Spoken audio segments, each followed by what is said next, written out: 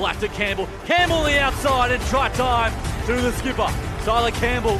Cut pass out to Stoward. Right foot, left foot, try.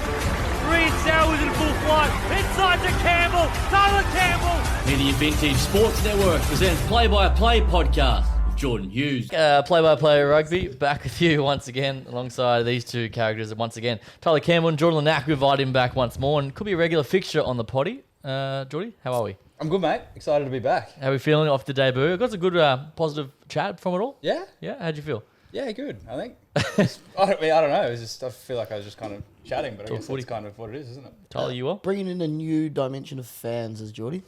What is that? Just a few of the other, creeps of the world might be joining in. Okay. Physio students, perhaps, or Yeah, physio Diddy. Yep. Oh God. Start early. I nicknamed Geordie that at the sevens, just being cheeky. So bit of an inside joke. And that now one it's stuck, apparently. That's rough. Yeah, it's not a good game to have. On that, speaking, weekend check-in, boys. How's our weekends? Bit of footy as well? Yeah, I didn't actually get the boots on this week. That's right, yeah. Had a little bit of a niggle, but got to go down, watch the boys, and yeah, they put in a very solid sort of last hit out against Sunnybank going into round one this week. How'd you feel, mate? You skipper, weren't you? You stepped in his shoes for the day. Yeah, took the role, and I'm happy to give it back this week. I tell you what, there was so many times where I just wanted to just absolutely throw my toys out of the pram, but realised I couldn't do that anymore, so Just do it. give bro. that back, and I'll just yell. I'm good for everything. one or two a year of throwing my toys at the ref. Oh, we know. Yeah. We know. Lovely, boys. All right, let's get into, firstly, the tipping. We were dreadful for last week. You and I 2 from 10, and then Geordie just got us 3 from 10. Yeah. So it was a rough day. The Reds were the difference in the end for you. But, yeah, not good. So, and then we'll bounce back. Let's go to round 6, a recap, boys, to start. I'll sort of run through the scores, and you guys can choose where you want to start. Chiefs 50, 35 in Moana. Reds 29-23 of the Landers. The Crusaders 42-19 over the Blues. The Waratahs, huge win, 28-23 over the Brumbies. And the Force 52-15 over the Drua. Tyler, where would you like to start? I'm going to start with the Chiefs, putting in a clinical first half performance. I think it was 43-7, 43-10 or something at halftime. But I don't think they'll be happy. No. I think that's to let the sort of Moana come back into the game. And this is not a knock against Moana. I think any team, if you get up 43-7, like you've got to ice that, and you can't let a team get 35 points. Yeah. It was a point where I was going, shit, Moana might actually come back and go close to winning this thing. So I'm glad they held on, but obviously threw the tip out because the line was 17.5. And Yeah, that's I tough. remember showing you my phone, feeling pretty confident. Reds, outstanding performance. I didn't back them because they were testing their squad depth a little bit, but Tate doesn't play. Kalani Thomas, Watermove steps up and has a fucking blinder. 2 tries, I think it was. I know he scored the first one. I'm pretty sure he scored 2. Tongue out, great little picture. It's been shared around the socials of him. Yep. And then I thought Angus Blythe was also solid. Thought he had a good game. But other than Fiji, again, not being good on the road, my big takeaway from this week's the Crusaders. Yeah. Like, I did not see... I know the Blues haven't been great, but I did not see that type of win. I just think it shows that the Crusaders are back. Well and truly. I'll just stay on the Reds for just a moment. Jordan, go to you. First time in 12 years the Reds have won. You picked it, and your man Lockie Anderson, he stood up, had a good game as well. I thought Dalgunu was immense. How'd you see that game? Yeah, I think we kind of said it last week. I think the Reds were building something big, and it came together for them on the road, which was massive. Filippo's cheeky try at the base of the ruck. Joshy Cannon just like pointing towards the guy. He's scooting back. Here's the space. Yeah, it was unreal. You'd love that, a cheeky little nine. What's your thoughts on that? Yeah, I guess it's fair game, but it's a bit of It is fair game, but there's no way to defend it. It's almost an obstruction. Yeah. I thought it wasn't there.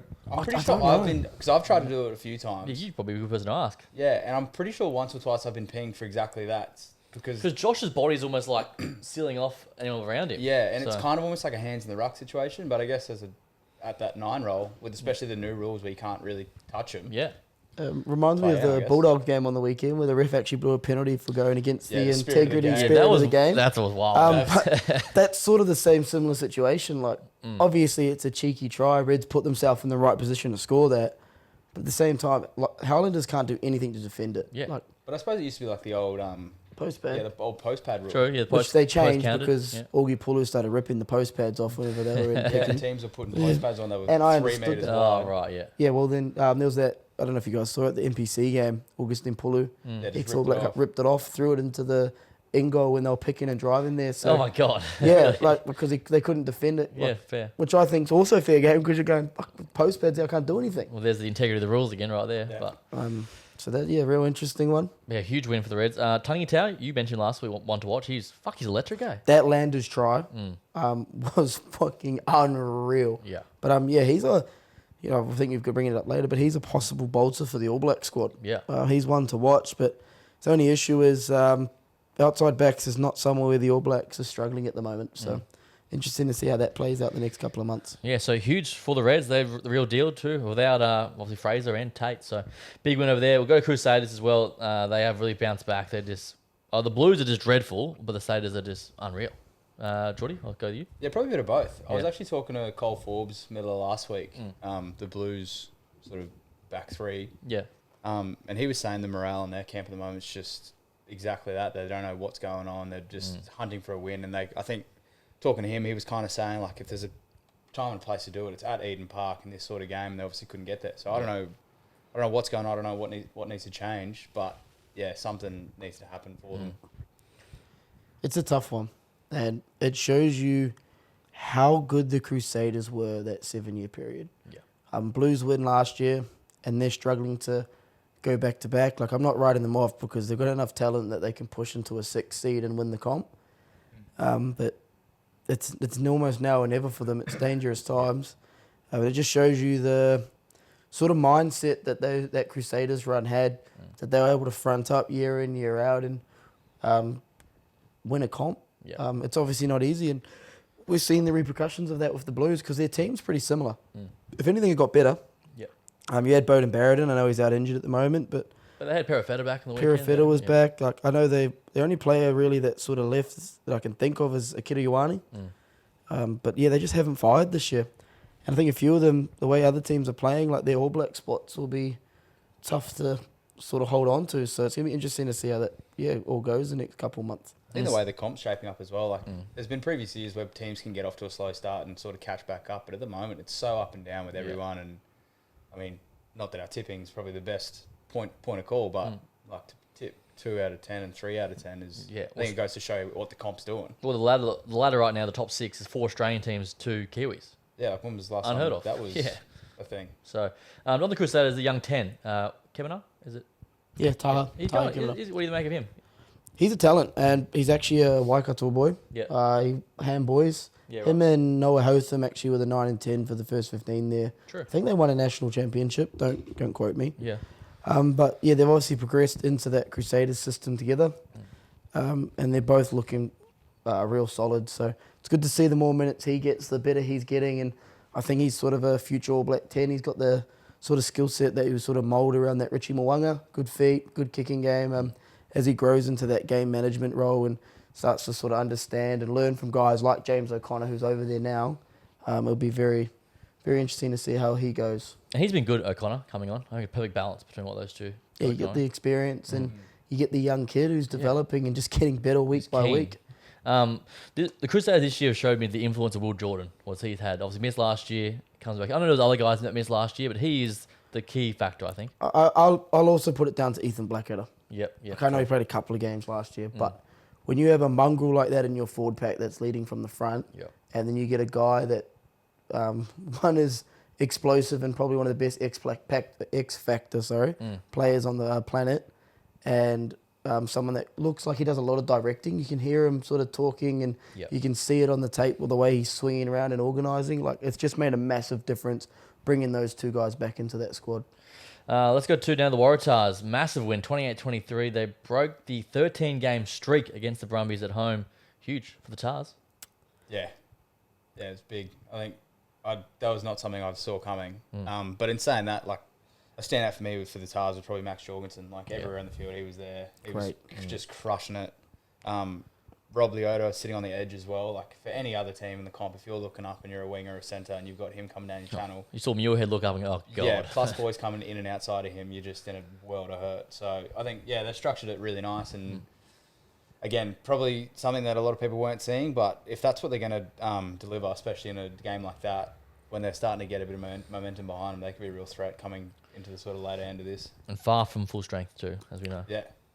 I gotta say it. What do we got? In true Tars fashion, Yeah. it's not a win at home unless it's controversial. Well, yeah, well, I was going to say the referee clangers, a couple of beauties in there. I've got to ask, like we talked about it on the podcast last week. When does the TMO come in? Is Yeah. one, and you look at that Noah one, definite knock on. I'm not arguing with the call. Yeah. But does the TMO come in early after we watch another So it was 8 phases that went 8 back. phases? Yeah. And then you go back to it and say, hey, can you check that knock on? This is a Tom Wright try you're talking about? Yeah, yeah. Yes, Yeah. with the one Noah knocked on, Yeah. and then Lena Cattell breaks because everyone stops. Correct. It's like, yeah, okay, it's the right call, but if rugby's going to go that way, the TMO needs to step in quicker because we just watched 8 phases for nothing. Do you know, what is the rule? How far back do they go?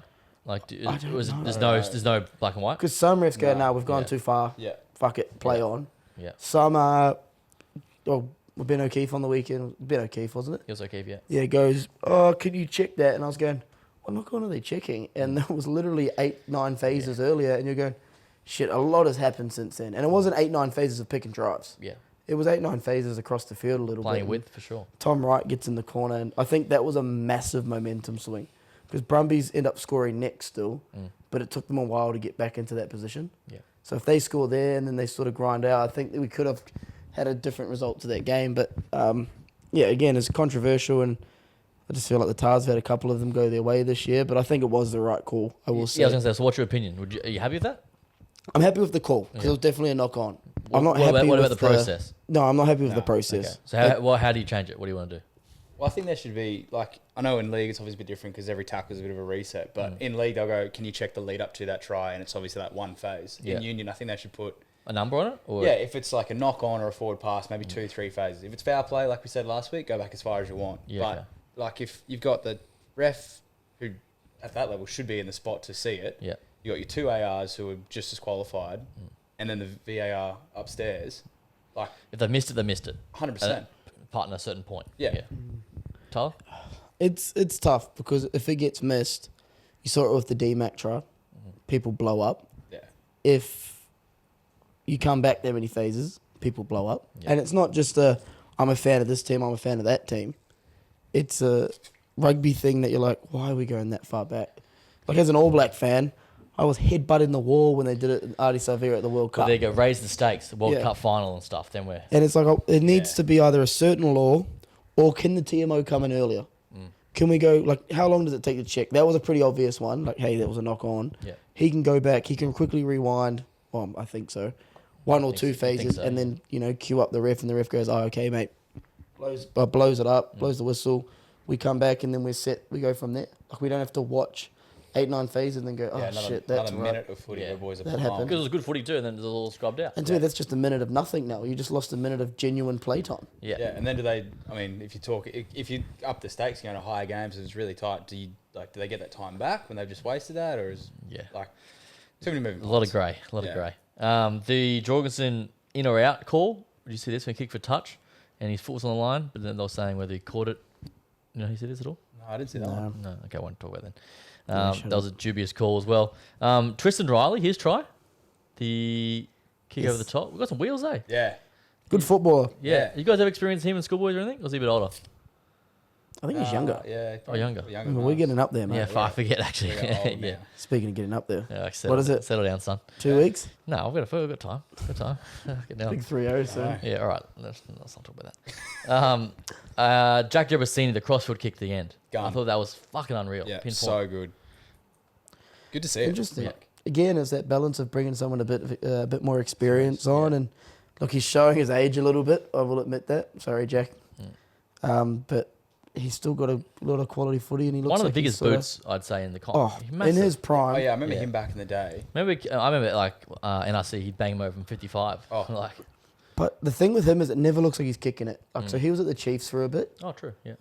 and you watch him kick, and he'd just like, it looked so casual the way he'd kick, and then the thing would just ping off 50, 60 meters. Like even the punts, like he'd just Yeah. ping them downfield, and you'd be like, this is great. Like, so as a winger, you don't actually have to chase because it goes into the second row and goes out at the 60. So Yeah. life's Because good. when you got legs that were 2.5 meters Well, long. you know he's 200 centimeters tall. He's fucking huge. He's tall. Yeah. Tall guy. Give me a lock. Great fella too. Yeah. There you go. There we go. Final game of the weekend. Force 52. The Drew at 15. Didn't see this. Just dominant, man. I don't know. Have you seen the highlights or anything? But it was just the Drew just didn't turn up. Like, what are you doing? Again, they just can't travel. And they obviously didn't go home like you said. They spent over the 8 days in Perth, get acclimatized, and then dish up that. Yeah, I think it was a bit of a combination between them not showing up and the Force actually putting on a bit of a clinic as well. But yeah, the scoreline, because I didn't watch it, I only watched the replay later, and when I checked the scores first, and I thought there was a typo at some point. I was like, "There's no way." We were all saying get 1 or 12 for sure. Yeah, there's no way this is blown out this bad. But the Drew definitely had some moments. I really liked the number 6. Is it Antonio Waka? Oh yeah, Big tall number 6. I think he's class. So if they can get a bit of roll on with him, that'd be really good. They've got the players. They've got the cattle. 100%. It's just They've never not had the cattle. yeah, it's something else. It's just, I don't know why they're travelling, and I don't know if it was too long away from home, maybe. Out of routine, like yeah. everything fits them to do well in Perth. Yeah. They did everything right to do well. Day game too, hot. Day game, Yeah. and look, we're probably discrediting the Force performance a little bit, saying how bad the Drua were, because I think all those Wallabies boys after a week off came back fresh and played really, really well. So maybe the Force are actually better than we anticipated. We've probably ripped them off a little bit, and they're in that top 6 at the moment. Yeah. Harry Potter, he was unreal. I thought on the wing, and then He's a wizard. Yeah. I was gonna leave it alone. Yeah, mate. I was going to Don't do it. Come on, don't do it. Just to piss you off, mate. Yeah, I don't like it. I called one of their trial games last year, and I just leave it alone. I'm not doing it. Carlo Tizzano, boys, isn't he having an absolute season and a half? Another 2 tries, I think. Career best. Australian sevens in general. We're getting that sort of. Remember we had sort of Liam Gill, Michael Hooper, David Pocock. Starting to see that a little bit with Fraser McWright, Carl Tizzano, and even Lukey Reimer's been fucking outstanding this year. So sevens are getting some good depth. Is Tizzano pushing McWright at all for that 7 spot? He's going Not good. yet. Not yet. Going great. Yeah. But there's no way I can start him over Fraser. I still think Fraser's body of work this year and the back end of last year was immense compared to Tizzano.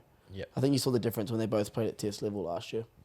True. Yeah. And the man can score a try though. Old Carlo. It's 6 or 7 tries for the year. Yeah. Unreal. I think Fraser just got a bit more X factor about him too. Yeah. True. And Yeah. the one he's probably Tizzano probably a better defender in terms of the amount of tackling he does and getting off the line, but Fraser's X factor is his ability over the ball and his ability in open space as a 7. So he can be that edge forward and he really carves up when he's out there. Here we go. So there's round 6 in the books. Before we move on to a bit of news, boys, I want to talk about the current Super Rugby ladder, and then we go back to our predictions for the start of the year and to see how we're tracking. Obviously, you missed this one, Geordie. So the current standings now: Chiefs, Crusaders, Reds, Tars, Brumbies, and Force. They're your top 6. Tyler's prediction at the start of the year was Blues, Reds, Chiefs, Brumbies, Satyrs, Canes. As we stand, how are you feeling so far about that? It's not bad. That was to finish the season, by the way. Yeah. I want to clarify We're that. just tracking as we're going. We're tracking. Well, that's obviously not going to happen. The Blues are not finishing 1. Yeah, you didn't win the comp, didn't you? No. You said that. You said rank your 6, and then you threw out the Okay. No, I asked you after. But No, Chiefs have always been winning the comp. Okay. I was predicting a Chiefs-Reds finals. That's great, yeah. But the Blues were going to finish that first seed. But looking at it, I still think where Chiefs are playing, they're obviously going to finish 1, I think. Yeah. I still think Reds are 2. So I think the Blues drop out. I'm still pretty confident with the back end of my thing. Thoughts of the Canes? I think they'll come right. Yeah. Their players have started to come in, like Tyrell Lomax is now back, Suffer Amoa. Did they have the bye this week? Yeah. So they're going to come in fresh. They'll sort out a lot of things, and I think they still make the 6. I think the Tars might get in over the Blues. So Tars were my team that I remember saying I couldn't put them in yet because I hadn't seen enough, but I think what people don't understand yet with this table is there hasn't been that many crossovers with New Zealand and Aussie games. No, not yet. Yeah. And there's a lot to come. And Aussie get a bit of a benefit of playing each other a lot more. So like the Highlanders here push the Reds on the weekend, but now they've got to front up and play the Chiefs and Blues twice a year. So it gets a little bit harder for them. So I think, it'll be interesting to see how that goes. But I think the Brumbies, Tars and Reds might all make it with the Blues, Canes and, Chiefs, Canes, and who's the other one we're missing? Blues. Satyrs, yeah. So I think the Hurricanes might jump in there, drop the Force out, and they'll be your top 6. Yeah, I got the Blues in, Crusaders out. That's what I was going to. undone me. But just in a imaginary world, imagine a Crusaders Reds final this year at Suncorp again, or New Zealand. Fuck, that'd be elite. Would love it. Someone's living in 2011. Yeah, I was going to Yeah. say. That's a Man, long bring back time the ago. glory days. Wouldn't that be nice? Okay. All right, boys. I wanted to touch on another sort of topic. I saw this on the breakdown there, New Zealand rugby show. Super Rugby players Australia versus New Zealand. Who's outperforming who individually at the moment? The Kiwis are freaking out as usual, Tyler. You New Zealand media getting worried that the Aussie players are playing better than the Kiwi players. What do you think? I about just sort of gave this away around that I don't think there's been that many crossover games. it? That's based on stats, like stat lines, not necessarily Like individual again, stat lines? Yeah. For example, like I can give you a couple of examples. So, Scott Barrett, 5 tries, 5 games, carry meters 71, 83% tackle percentage, line out wins 10. Josh Canham, 5 games, 124 carry meters, 86% tackle, line out wins 28. See, this is where stats become fake. I knew you'd have a stat in All on right, this. no. Man hates his So, stat, hey. okay, you look at Joshy Canham. Yeah. Love you, Canham. Crusaders game. Made a 60-meter run. Now take that 60 meter, like that's one big run that sort of, what do you call it? Bumps up Variable, stats. yeah. So that's what people don't understand. So someone could go and have a game where they run 120 meters, right? They could have 10 carries.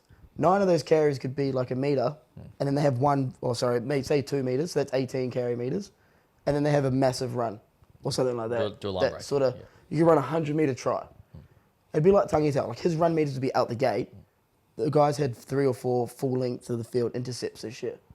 And that's get 300 metres just there. So stats obviously are good to look at and get a genuine consensus of how things are going. Yeah. But when you're comparing things like run meters, kick meters, stuff like that, you've got to watch the game and see the whole picture. I think Aussie players have improved. Yep. But again, I don't think I'd be sitting there looking at run meters as a stat when comparing 2 players because one big run can like inflate a whole stat sheet. What about kick meters? Kick meters? We're not going to get onto Not that gonna topic. Go there. But you should tell your New Zealand counterparts that, mate. They're freaking out over the ditch about Aussie players. Yeah, but outperforming that's New Kiwis. Zealand media in general. When it comes to the All Blacks, they love to sort of, I can't think of the word here, but create a story. Because the All Blacks are so loved over there. Like, it's almost a religion supporting the All Blacks. It's probably slid down a little bit because they haven't been as dominant the last sort of 5 years. Yeah. But it's like when they lose or something goes wrong, if you saw their paper, it is fucking diabolical, some of the things Yeah. that get said. And the comment section, like, they go nuts. Yeah, it's nuts. And it's the same sort of thing. I think they're reaching here, and it's a story. Yeah. Like, at the end of the day, your people, as I called them earlier today. Don't put me in that but the bracket, media mate. needs You're a one of them story. now. You're one of them now. So are you guys, actually. But, like, that's what I mean. Like, the media needs a story, and that's a great way of portraying a story and getting views. And people start freaking out without knowing the full picture. Yeah. Do you have a take on it, Jordy? Yeah, I think Tyler kind of touched on it. I think it's hard to compare individual player stats when we haven't played a lot of cross-Tasman games yet. Yep. Australian rugby and the players in Australian rugby are definitely getting better, but I still think New Zealand are sort of that benchmark for obviously our conference is just Aussie and New Zealand, but if you were to compare Australia to New Zealand would still be ahead of us in every position bar maybe 1 or 2. The other thing is, like, you got to look at with stats is, like, you look at tackle stats. Say you make 10 tackles, I make 12 tackles. Your 10 tackles might be effective over the gain line. My 12 tackles might be behind the gain line. Yeah, not what's as the type solid. of tackle? Yeah, so, you're like, right. this is where people probably get a little bit confused. And, like, I think stats are great, but they're not a full insight into You've what's got to take actually them at going face on. value. Yeah. So I love looking at those leaguey stats because they make 70 tackles a game, but they're just that third man in taking. The holding Third on man, holding like, to yeah. ankles and They- stuff. They're grabbing, like, they're the guy that's just in the wrestle. Yeah. So There you go. Lovely. All right, boys. Big news, obviously. The Lions tour, the Melbourne Rebels game, has been picked up by the Pacifica team. Is going to take on the Lions. And then we got the big news, obviously, the Aussie-New Zealand Trans-Tasman team take on the Lions in Adelaide, I believe. Coached by assisted by Ian Foster, who'll be involved in some capacity. Like the concept? Happy? yes, love the Yeah, concept. love it. Now, next, that who whole are we picking, boys? Anzac thing. Yeah. I think you're 9 and 10, Aaron Smith and Richie. Yeah. Will Guinea's probably floating around as if he wants to getting up there a little bit. Hooper? Like, I reckon Michael Hooper gets the little swan Michael song? Hooper. Yeah. Look, looking at it, I'm thinking about. I would love to see certain players play that left early. I'm talking about your Harry Hockings, your Isaac Lucas. You do want to see those? I would yeah. love to see Yeah. those type of play. Oh, I was going to say Dill Riley, but he's Japanese now. I'd love to see. Sorry, Dills. Japanese now. Yeah. Yeah. I would love to see those type of guys get a run. Yeah. It'd be interesting to see how they'd go at that test level and being like, okay, maybe we should have brought that guy back. Yeah. Or maybe we got to try and get this guy here. Because I think Isaac Lucas is one of the ones Australia missed out on. Big talent. Especially when they were struggling for a 10, 15 for a while. Yeah. And I thought he was looking good. And he left as, a 21-year-old, 20-year-old. Yeah. So I'd love to see those type of guys play as well. As far as the Lions format this year, this is probably the best ever because they've always played the individual club teams, but having a Pacifica team, having a Trans-Tasman, like it's unreal. Yeah. Who do you want to see, Jord? Yeah, Or was an Aussie person you reckon that's sort of Tom Banks, was he in Japan? I was going to say Banksy would be yeah. good. Yeah, it's a good chat. Banksy would be good. I'd like to see Jock Campbell at that level as well. Yeah. I think they have to be overseas though, don't they? Do they have to be Australia capped ever? No. I don't know the rules, but Yeah. it's I an don't think so. overseas player, isn't it? They can't be Wallabies All Black squad. Yeah, I think so. It's Because is the Lions don't want to be playing a Wallaby B team, whatever. True. Like they're trying So to. they're trying to play. It's like a warm up to the test. So they're trying to get all those ex-international. But then someone like Jock, who won't be in that Lions Yeah, that's what, squad, like is that? I don't know. Is that a current squad? Yeah. Or Sure, he would be a fair game. Who's over there that I can think of? Well, I'll give you one that's come out today. Malachi who's- Fikutoa. oh, Oh, no, yeah. he's Tongan now. What about the Kiwi side? What New Zealand you would like to see? Well, there's obviously Mo'unga, yeah, those big um, boys. Aaron Smith. Aaron Smith, Brody Retallick's over there at the moment, I'm pretty sure. Yeah. Obviously, those are your big ones. Joey Manu, Joey Manu would be an interesting one. because he's going to France. So France, Yeah. they might not release him. That's the Yeah, chat. true. they won't. No. They're not going to let. It's going to be a lot of the Yeah. Japanese boys, and I Yeah. think that team might get pumped a little bit. Well, yeah. I just don't I think jumping from Japanese to test level, we've seen players struggle in the past. So Spencer James, maybe. Yeah, that'd be good Yeah, to see one of Spenny. the lads. We love that. Here's one for you. A man that's expressed his interest. Israel Folau wants in. 6 years ago, sacked by RA. He's now 35. I would love to see. You that. happy to see it? Well, Same. Yes. bygones be bygones. Get him back. Get Yeah. Joey Manu, get Israel Folau, get Yeah. Tom Banks in there, get Mo'unga, get Nani Nani. Lamape. Lamape, yeah. That's bums on seats right there. Folau there. Yeah, imagine just That's those, a back those line, boys man. just Sure. coming in. Corabetti maybe on the other wing. Yeah, because I What don't other- think. Do you reckon I reckon they'll use him for us.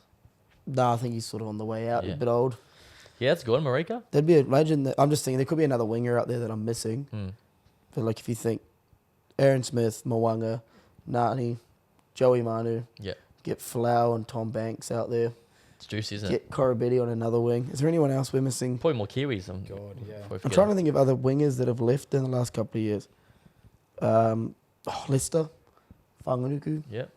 What about any MLR boys over there playing? Green Stowers maybe. Yeah, Kim. Yeah, might need someone to run waters. Uh, Getting ran.